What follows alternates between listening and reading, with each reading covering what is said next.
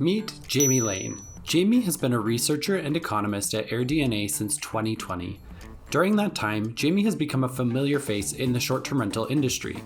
Whether he's presenting at conferences around the world, and we're going to talk about supply, demand, occupancy, ADRs, hosting the STR DataLab Podcast. It doesn't surprise me that Airbnb is going different in terms of coming up with a way to market the product, or talking about the short-term rental industry on national or international news.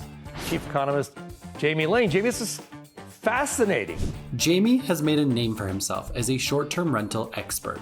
Despite his in-depth industry knowledge, there is one thing that Jamie has lacked: real-world experience purchasing, setting up, and running a short-term rental property. But all of that is about to change. My name is Austin Walker, and I'm with AirDNA, and we're about to embark on a journey together as we follow Jamie and put his knowledge to the ultimate test.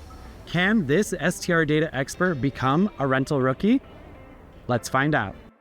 When he's not busy attending short-term rental conferences around the world, Jamie lives in Atlanta, Georgia with his wife Alex and their 2 kids. So maybe I'll start and then she'll tell you the truth. We met actually in this house. I had a roommate and his girlfriend thought that one of her friends would enjoy meeting me. So she invited Alex over for breakfast. I mean, that's pretty accurate.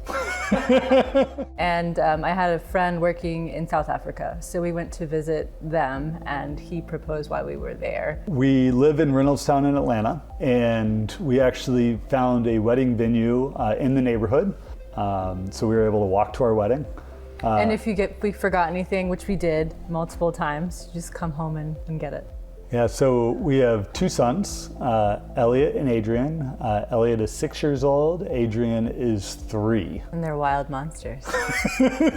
Before I met Alex, I was hosting in this house on couchsurfing.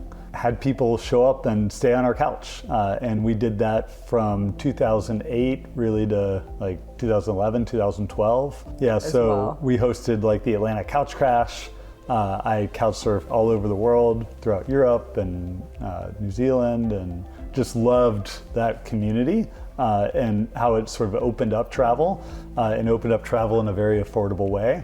So I didn't know anything about couch surfing before I met Jamie, and I moved to Atlanta for grad school and had never really made friends, found community. And when I heard about it, I was like, why did I know about this sooner? It's such a great way to meet people. When Alex and I moved in together and we kicked the roommates out, we then started hosting on Airbnb as well. And we did that from 2012 to when we had kids. Jamie was originally working in a very typical Fortune 500? Fortune 150. Fortune 150 company. You just got to a point where you weren't growing, you wanted something different, and AirDNA was an opportunity to really kind of craft your job and what you got to do what you were excited about. Clearly, Alex and Jamie share a love for travel and hospitality. But when did they actually start considering purchasing a short-term rental property? Well, Jamie has been mentioning it for a year or longer. Longer, yeah. Probably longer, and I've been the one that's dragging my feet.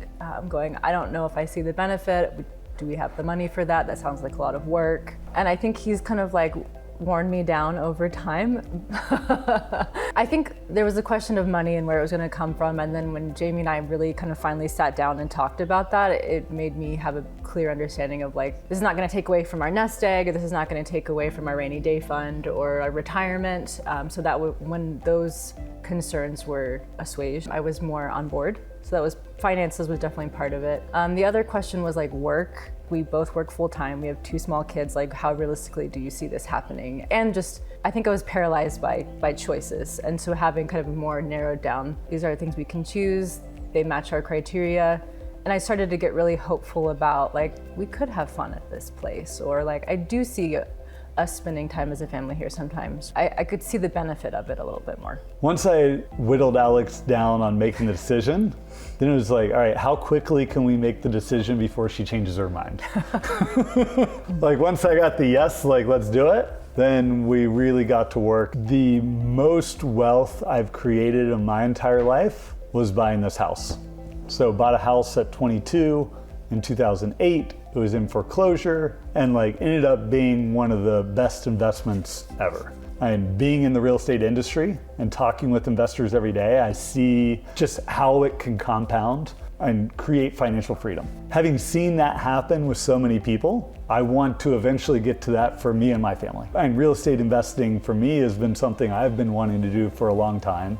I work in this industry, and in many ways, I wanted to be able to talk firsthand a lot about these things. I'm not one that believes that the housing market is in imminent and collapse mode. I don't think that housing prices are decline over the next 5 years. I don't think they're decline next year. So as long as I could get comfortable with, in our financial situation, that we could buy this house and it could cash flow, I think it's going to be a great long-term investment for the family. Jamie's optimism isn't necessarily shared by everyone in the short-term rental industry. Predictions of an Airbnb bust have been plaguing the industry for over a year. Despite these fears, Jamie sees things in a slightly different light. As an economist in this space, that's not the narrative that I believe, and that's not the narrative that I talk about. I do see there's been a normalization in occupancy over the past 2 years, but I also wouldn't invest expecting the highs of 2021 occupancy to be maintaining for out into perpetuity. Jamie's right. According to AirDNA's July 2024 US market review, demand saw an 8.3% year-over-year growth in July 2024. That represents an additional 1.98 million demand nights and the third month in a row with over 1.9 million additional demand nights compared to the same month in the previous year. Plus, July was the third month in a row with year-over-year occupancy gains for the US. But that doesn't mean you should invest in a short-term rental just anywhere. There can be variables in performance from city to city and market to market. So, how does a short-term rental expert like Jamie decide where to invest? In our next episode, we'll take a look at the factors that Alex and Jamie considered as they narrowed down their search from market to submarket in the quest for the ultimate short-term rental property. Make sure to subscribe to our YouTube channel and turn on notifications so that you don't miss the next installment of Jamie's Lane Change.